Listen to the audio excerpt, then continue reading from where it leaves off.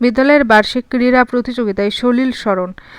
চুঁচুড়া বালিকা বাণী মন্দির স্কুলের বার্ষিক ক্রীড়া প্রতিযোগিতায় সঙ্গীত বিশারদ সলিল চৌধুরীর শতবর্ষকে সামনে রেখে প্রতিযোগিতার ময়দানে বেশ কিছু সাংস্কৃতিক কর্মধারা তুলে ধরল ছাত্রীরা।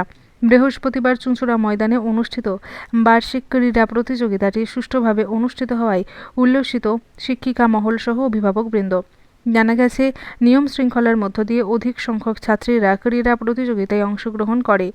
এদিন ক্রীড়া প্রতিযোগিতার শুরুতে স্কুলে সকল ছাত্রী একযোগে মার্চ পাস্টে অংশগ্রহণ করে।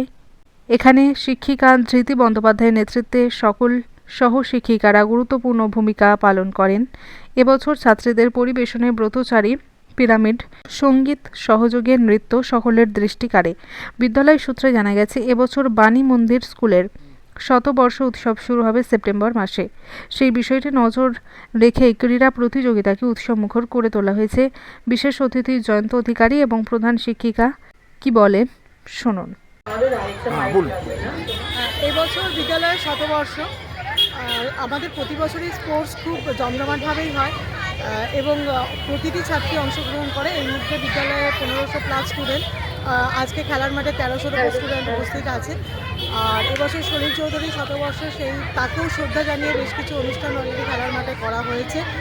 আর এখনও কোর্স চলছে এবং বাচ্চারা খুব সুশৃঙ্খলভাবেই এই প্রতিযোগিতায় অংশগ্রহণ করেছে। আশা করি শেষ পর্যন্ত তারা খুব সুশৃঙ্খলভাবেই পুরোটা করতে সহযোগিতা করবে। হুগলি থেকে আব্দুল গফফারের রিপোর্ট, নতুন পেগাম।